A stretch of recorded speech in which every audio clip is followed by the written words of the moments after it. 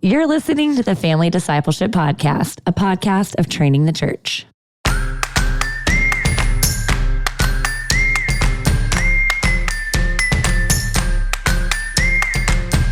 As you learn to think more deeply about who God is, because God is eminently lovable, the greater understanding of who he is and how his world works will actually grow you in your love for him. Parents listening, I just think, man, if you're struggling with theology, just jump in. It's okay. You're not supposed to be perfect. You're supposed to learn it so that you can hand it to the next generation and truly offer them hope that's in the gospel. The thing that my kids and I will always share, no matter who we vote for, is who we worship and a clear understanding of who that is. And so this is why I think it's critical for us to think in terms of these historic categories.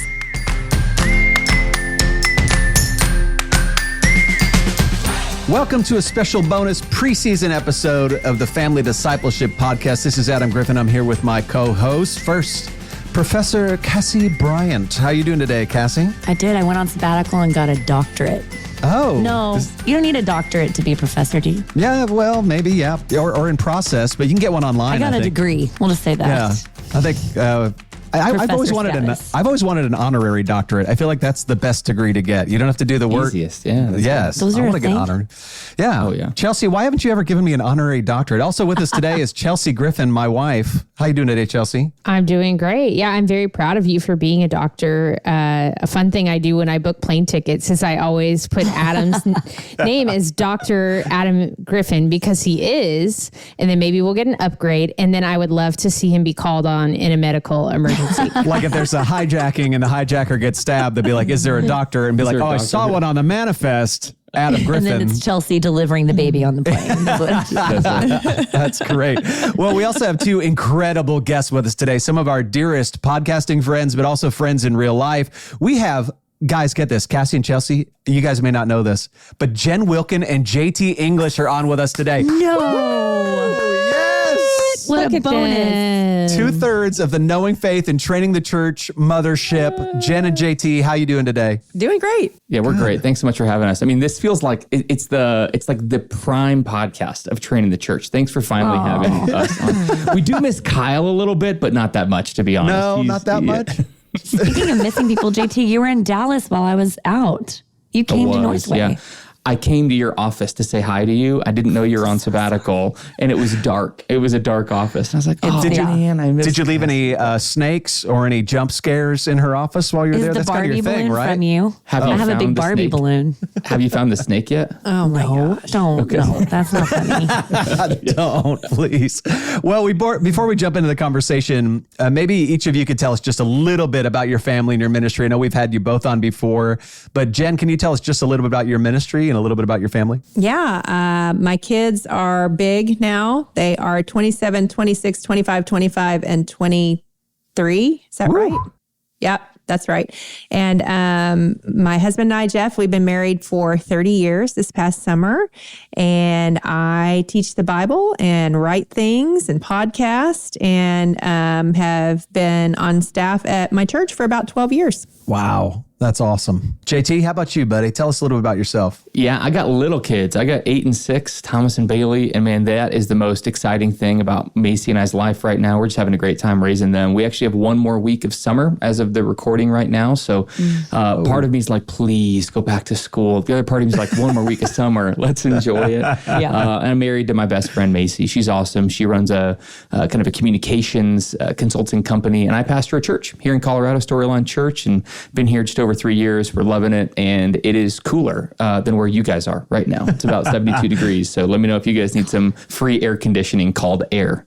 It's 72 where I'm at too. I'm just in the shade of my home. But yeah. Right. Okay, so you guys, we have you on here because you did something I cannot imagine doing, which is writing a book together. So I can imagine writing a book, but writing it with somebody feels very uniquely challenging. Talk to us about You Are A Theologian, which is the title of your book, and then how that process went of writing that together. It only took 3 years. So the process was super easy. Yeah, I mean, this is a project that, I think for Jen and I, it was a project before it was a book. I mean, something that we care so deeply about is the theological formation of people. And it was something that's part of both of our stories. We were looking for theological formation and wanted to grow in our understanding of the Bible and who God is. And we had a hard time finding resources. I headed off to seminary, and Jen found some R.C. Sproul tapes and some systematic theologies, which we're both so thankful for those things. But we realized, man, we'd love for there to be a more accessible introduction to the Christian faith that we could talk about in the context of our families, relationships, marriages, home groups, churches. And so that's really kind of what this book was. And I think, I don't want to speak for Jen here, but the book is also like, not only are you a theologian, Jen and I got to be theologians while we wrote it. It wasn't like there was a script out there for us that we were just kind of copy and pasting. It was like, I would get in a Google Doc and write something, and then 30 minutes later, she would text me and be like, "Are you sure you want to say it that way?" I'm like, "I don't know. What do you think? How do you say it?" And so we were doing theology together as we wrote it, which was probably the most fun part of the project. Is I learned from Jen. I don't want to overspeak, but I think she learned from me as we just did theology together, which is the way that it was meant. It's always meant to be done. I love that. Well, and I think it would be easy to say like, "Oh, you should only write this book if you've got it all nailed down perfectly." But we figured between the two of us, we could make it happen. And I think that's kind of what we saw, right, JT? And I would say I would send him chapter drafts and be like, "If I'm a heretic, I need you to tell me right now." And then he would send me ones and say, "Add illustrations," or whatever it was. I mean, so it ended up being, we got to play to each other's strengths, I think. I think the way I thought the collaboration would happen was different than the way it ended up happening, but the way that it did happen is exactly the way that it should have. And I would agree with JT that it was like, for one thing, it increased my appreciation for him and how he talks about things. And then as another, I think it made us better friends on the other side of it. Yeah. I love it. Y'all have always been a good team. And I'm really excited for the preteen workbook to come out so that my daughters could, I don't know, right? Y'all are going to do a next gen resource. Or have you seen what is happening? JT, have you seen what's happening on Amazon and what's with AI now? No. We have no fewer than fake workbooks? 16 fake workbooks associated with the book. So I'm sure your preteen workbook can be generated by someone who's not JT and me. Yeah, are you listening? Terrible. Yeah, I'm sure they are. Terrible. Yeah. Well, JT, in the introduction of the book, it says, we have historically not done great at transferring our faith from one generation to the next. Why is this happening? What's the root of the problem from your perspective? I think there's probably two parts. One is, I think, kind of more historical, and one is contemporary. One is we've really relegated what we thought theology was to more academic disciplines, universities and Bible colleges and seminaries, and for people who have professional ministry roles like pastors or women's ministers or directors even. So we've kind of said those people who are going to do this professionally are going to earn degrees, and they're going to have to go somewhere to learn this material. We've created really a kind of amateur and an academic divide, you might say. So, and that's been unfortunate. But I also think in a contemporary sense, we're now not even inviting kids, and I think this is important for this podcast, into the identity of being theologians, right?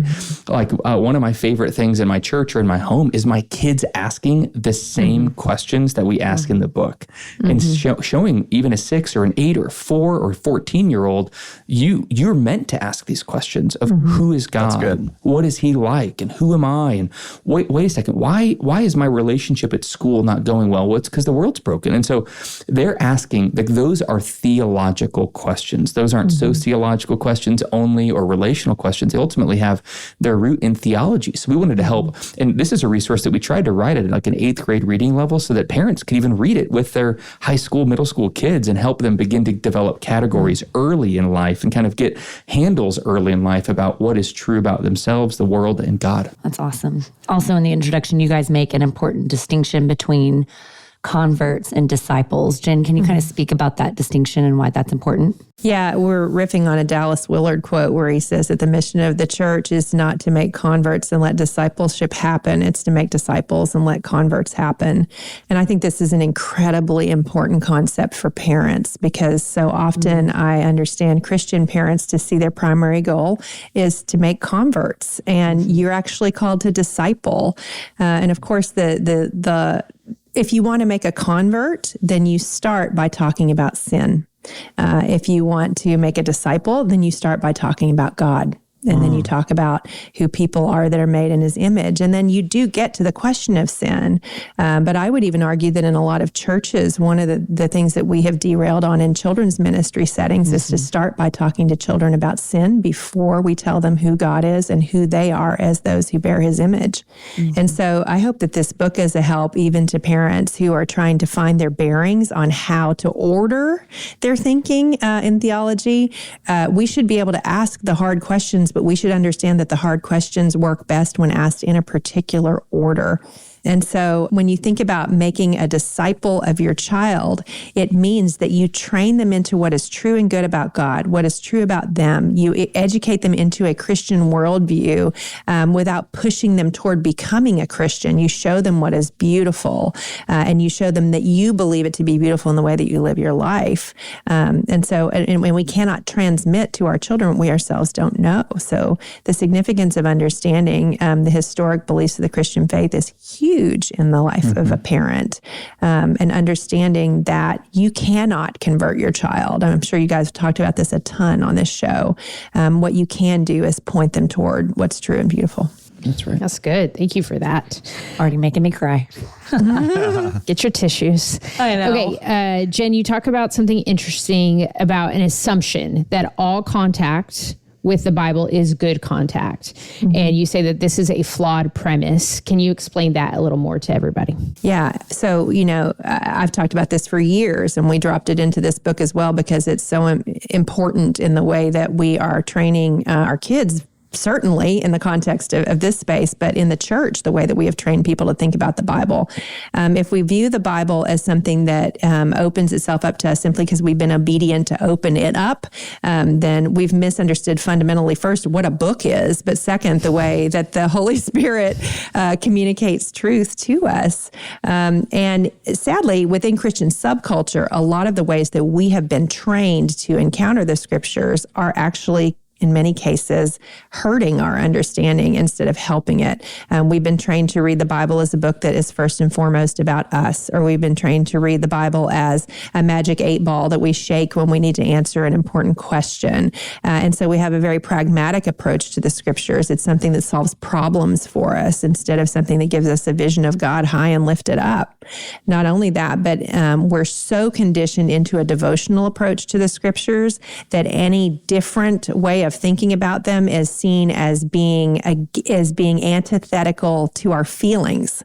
Any thought level interaction with the scriptures is robbing us of relationship instead of opening relationship to us in the way that it was intended to occur. Deep thinking should inform deep feeling. And that's one of the things that we hope to see come out of the reading of this book, is that as you learn to think more deeply about who God is, because God is eminently lovable, the greater understanding of who he is and how his world works will actually grow you in your love for him. So we say that all theology should lead to doxology, that it should lead to praise, to affection for God. That's good. Come on. That was great, Jen. Thank you.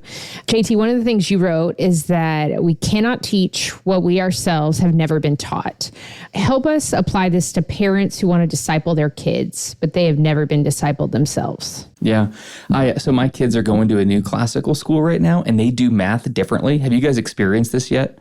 I don't even know what it's called, but there's there's different ways of doing math. And it takes this whole page now to do 2 + 2. And I'm like, I need a YouTube video. I need help on learning how to do this. And so I'm learning very quickly. Math is not my expertise. I was a communications major in college for this very reason. And I'm learning, I can't teach my son math that I don't know. So I find myself on YouTube quite a bit trying to figure out, now, how do I do long division again? Because I don't know how to do long division. And so I've realized, I need to regain this knowledge if I'm going to be helpful with Thomas and Bailey and their homework. And I think the same thing's true with theology is I can't hand down the attributes of God to my kids in life situations, not in a systematic theology class, but my grandfather died a couple weeks ago, and we were at the funeral, and Thomas and Bailey were right there at the graveside listening to my 94-year-old grandma tap his casket and say, "Well done, Bob. You did good." Wow. That is a theology moment right there.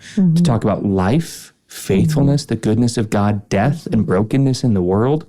And if I didn't have categories for those kinds of things, as a Christian, as a pastor, as a dad, as a theologian, that's a moment that I could really misshape my kids, right? And say, like the Bible says, death is a bad thing, that we're not meant to celebrate it, that it's the enemy that has been cast over the whole world, but there's resurrection coming, 1 Corinthians 15. And one day we're going to mock death and dance around our graves saying, death, where is your victory? Death, where is your sting? So I have a moment right there at their great-grandfather's casket and say, there's going to come a day when Jesus returns and he's going to raise the dead. And that includes Papa right here.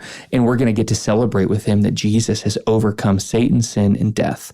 And if I hadn't been given, that's not unique to me. That's Bible. That's theology. That's Paul. That's the entirety of the Christian faith. And it's been handed to me. And I'm so thankful that it's been handed to me. And I don't have the chance to hand it to my kids. Had it not been handed to me, I could sit there and say, yeah, death is a great thing and it's totally okay. And, Papa is going to be reincarnated as a tree or something crazy like that, whatever we might say. And I have a real moment right there to misdirect and lie to my kids and offer a false hope. And one of the things we used to say in the training program at TVC was the worst thing that you want to hear at a funeral is heresy, right? Because it offers a false sense of hope. And the best thing that we can offer at a funeral is the gospel, the true hope that Jesus has overcome Satan, sin, and death. And so parents listening, I just think, man, if you're struggling with theology, just jump in. It's okay. You're not supposed to be perfect. You're supposed to learn it so that you can hand it to the next generation and truly offer them hope that's in the gospel. I think as a parent, what can feel intimidating is that you're going to get it wrong, and Right. I mean, even in your book, you talk about how your question is not whether we are theologians, but whether we are good ones or bad ones. If someone wants to make sure we're not a bad theologian, how do we know? Well, Just ask thankfully, Jim. Yeah. I already told them I was sending you drafts and asking if I was a heretic. So, but thankfully, we have 2,000 years of witness to help answer that question. And that's what this book will introduce people to as historic categories, that have been agreed upon for 2,000 years. And I do think that, we live in such an individualized day and age that we forget that Christianity pushes against that at every turn. And part of the ways that it pushes against that is by this rich deposit that we have of other believers who have thought hard about the scriptures, who have battled for shared truth and said, no, this is a first order issue. This is a second order issue. And, sadly, what we see so often in the church today is people who have well-informed political ideas or ideologies, but are very fuzzy on first level issues of theology, which means that we can pretty much guarantee that their theology probably is not connected to their ideology the way that it should be. Our kids can tell the things that we care the most about. They can tell the things we've thought the most about. They can tell the things we spent the most time educating ourselves about. And if you look at the massive disconnect that is currently happening between my generation of parents and their children, you can know that the children, even within the church, I would say maybe in particularly within the church, are seeing the distance between a parent's education on secondary or third level issues and their education on first level issues. The thing that my kids and I will always share, no matter who we vote for, is who we worship and a clear understanding of who that is. And so this is why I think it's critical for us to think in terms of these historic categories. I will say something that also when we get it wrong, it's okay to go back and, hey, kids, I said this the other day at grandma's funeral or wherever, and I was mistaken. Actually, this is what I really want you to take away from that moment. To say grandpa's not an angel. Grandpa's like, grandpa That's what I was going to say. God. Yeah. Right. That's really and good. so I think it's just, I think we get I don't know, or maybe we in our own pride don't want to, admit that we made a mistake, but it's so much better and it'll go so much further with our kids to be like, okay, it's okay to have to go back and learn something and then and correct your Your thoughts? Well, and like a lot of times we panic, when they ask the question. And, a key piece of advice that I like to give to young parents is when the kid asks the question and your heart starts to pound, your first response doesn't have to be an answer. It can be a question. Yeah. You buy yourself some really important time to get your own thinking straight, but then your next thing that you say can also be another question, like draw them into dialogue. And that's really what we're all wanting is to have a back and forth with someone, to be able to try out an idea and have someone help us shape it into the idea that it should be. Yeah. You've kind of touched on this already, but we want to hear more about it. You wrote in the book, Jen, that you used to think the role of a Bible teacher was to build new teaching out of thin air, but realized that it was actually your role was to transmit old, time-tested teachings to new ears. Talk to us about how a realization like that just really lifts the pressure off parents who are trying hard to disciple their kids. Yeah, I think we can get head down in the parenting game and forget that there is ample help for us. My husband, Jeff, always talks about how so many parents live life as the first human. And they're like, gosh, this is so hard, and you're like, I'm sorry, what did you think it was going to be like? Or, I don't know how I'm going to survive the summer with my kids. And I'm like, well, I mean, people are not, you're not threatened with famine or wild bears attacking you. I think you're going to be okay. Yeah, we're not it's not the Oregon Trail. And so I do think that we forget, and I say that lightheartedly because I do think there's so much comfort to realize, actually, I'm having a pretty normative experience of what it is to be a parent and to be a Christian parent. And so if I were to, instead of strain my eyes forward into the unknown, if I were instead to turn my gaze over my shoulder and look behind me, I might find that there's a great cloud of witnesses who's testifying to the faithfulness of God to all generations. Yeah. And those are the things that we're to pass on to our children. One generation will tell the next, of the glorious deeds of the Lord. And some of us are more intuitively good at that out of the gate than others. But that doesn't mean that all of us can't dispense of that responsibility with our children in a way that we can stand before the Lord and give an account for. So that, I would say, writing this book, I kept thinking, JT was saying, this is the book that I wish that I had had. And I would say the same thing, but it's also the book that I wish that I had had as a parent, whether my children were too young to sit and read the book with me so that I could get my own story straight to at least have the conversations. Yeah, that's good.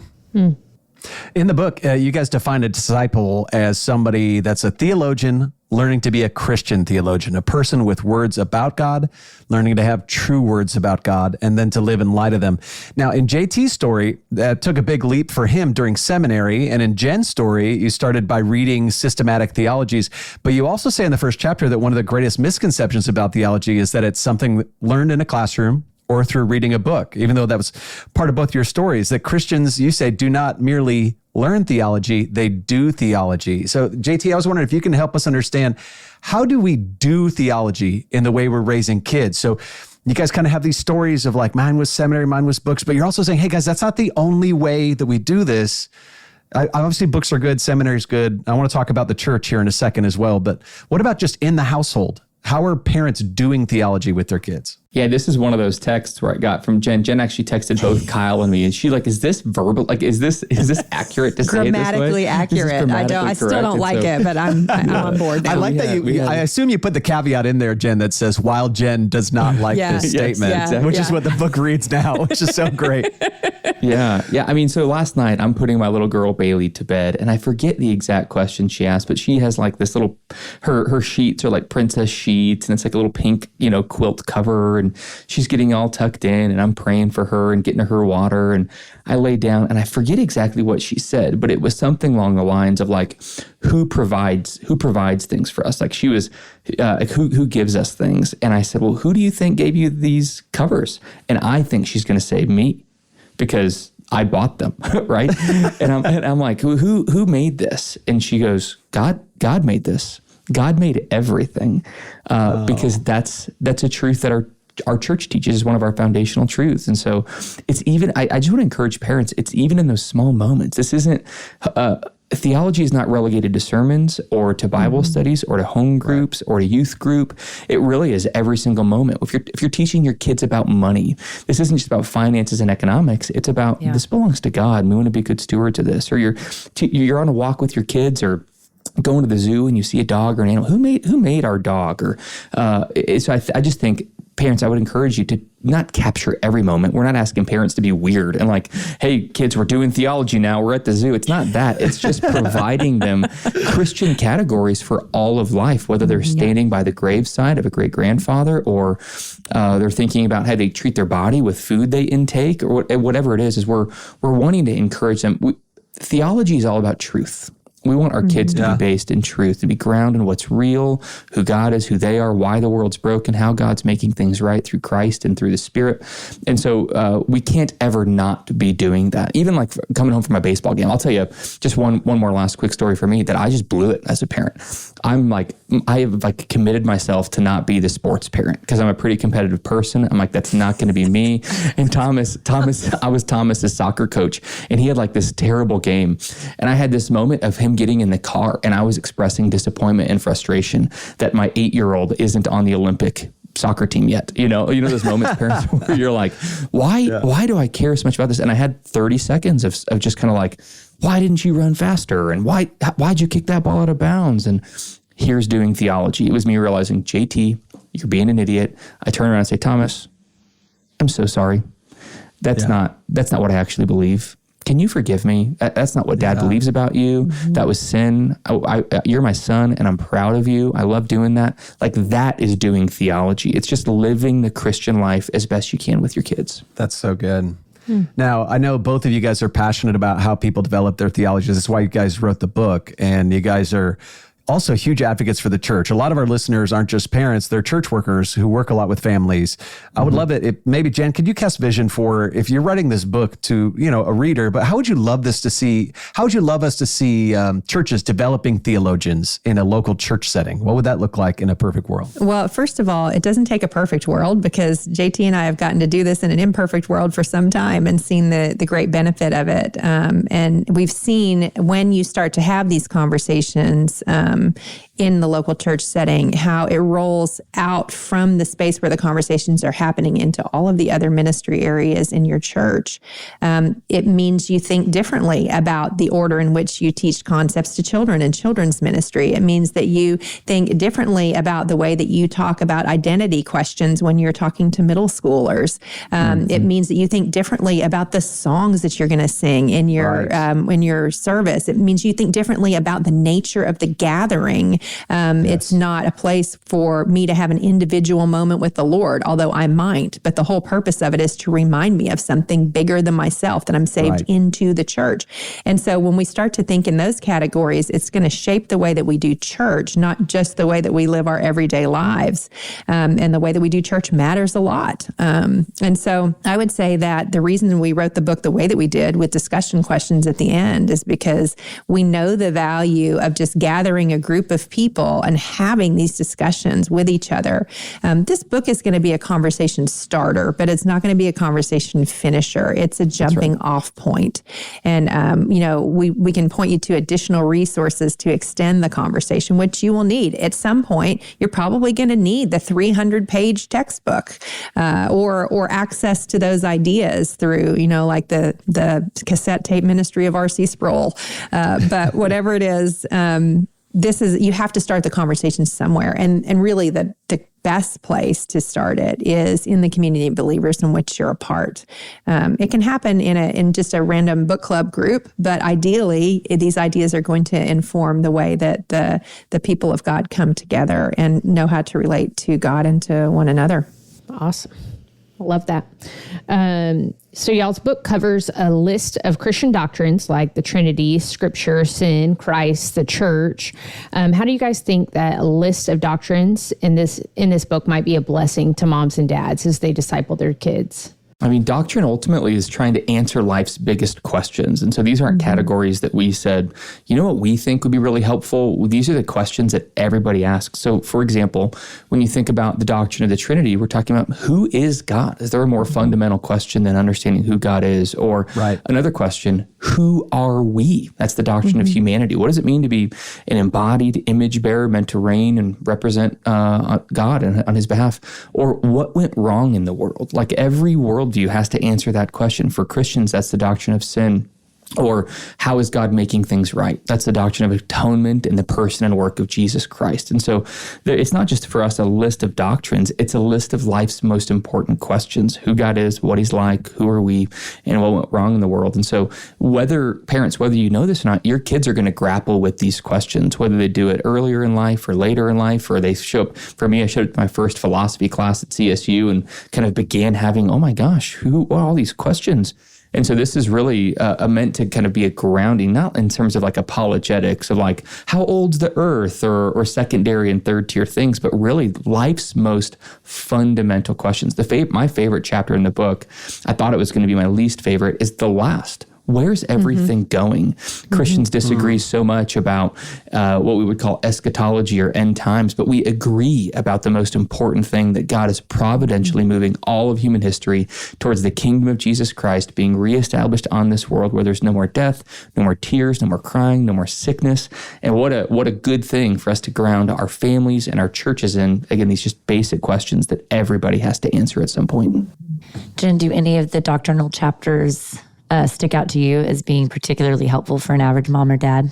I think I would say that the doctrine of the church is the one that comes to mind for me, because in that chapter in particular, we tried to give metaphors that would help the average learner, and that's not a pejorative term at all, that it's just the average learner is me, would help the average learner to understand the why of the church. And so, the church is a family, the church is a bride, the church is a building, the church is a stranger, these kind of ideas that even a very small child could understand to some extent, to give them a sense that they're a part of something much bigger and older than themselves. I do think that the parents who are raising small children right now are raising them into a world that will be post-Christian.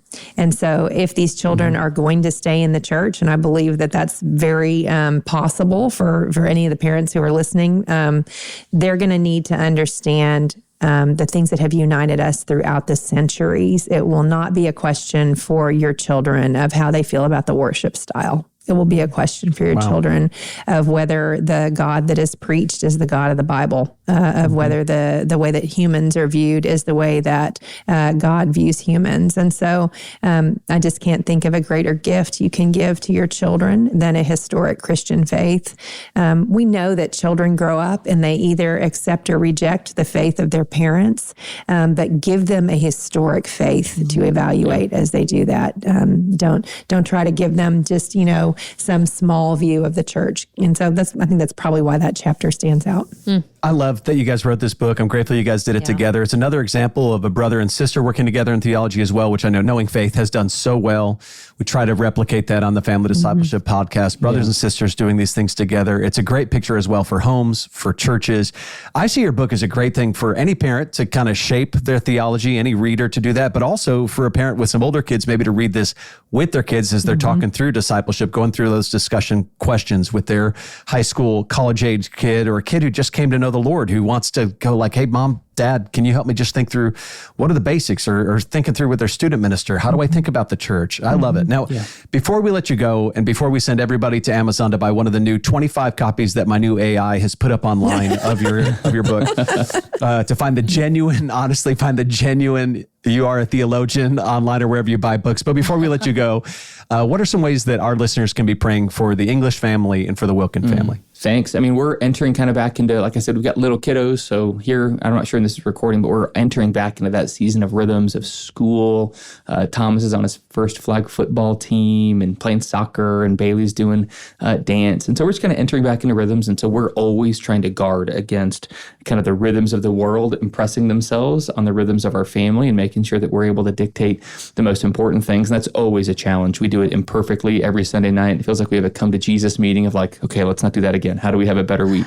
And so just we're in that busy season right now. We love it. We want to pour ourselves out, but we're in one of those seasons of just kind of move into the next thing. So just pray for true rest, not just that we would have a day off, but that we'd rest in the Lord, that we'd enjoy Him, and that we're in that season right now where I just want my mind to like take snapshots of my kids in the morning and at dinner. Like we're in such a sweet season. I don't want to miss it. So we're trying to find rhythms to help us do that.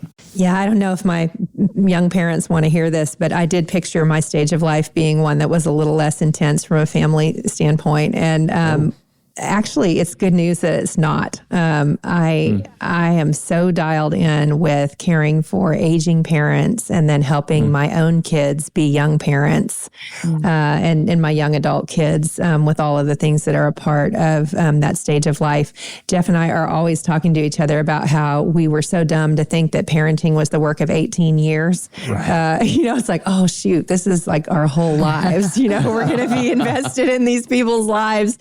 But also, I think just feeling the great responsibility, the debt of gratitude toward my parents and Jeff's parents, and wanting to make sure that we're not so busy taking advantage of the freedom of an empty nest that we forget to pay that debt that we owe of honor to his parents and to my parents. So that's taking up a lot of our time, and we're thrilled about it. So but we just like in the earlier stages of life, we too need prayer that we would keep our focus where it needs to be. Well, I'm grateful for you too.